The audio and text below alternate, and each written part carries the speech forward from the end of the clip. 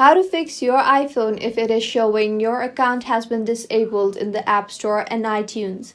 Hello everyone, I am Vishakha and welcome to our channel Create, Login and Delete. Let's get right into the tutorial and open Apple Support.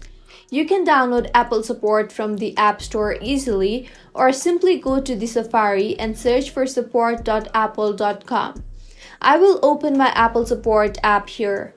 Scroll down and you will see the option for more products. Tap on that and now tap on the App Store option.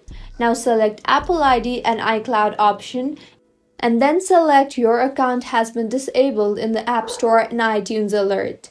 Now Apple Support will look for the best option to fix your problem. I have received a chat option here. Tap on that. Here, type in your issue properly and wait for the reply. The support team of Apple is very active and will reply quickly. Chat with the support team and they will show you the best way to fix your App Store. You can see they have been trying to reach out to my query. If you find this tutorial helpful, do subscribe to our channel. Thank you for staying with us until the end.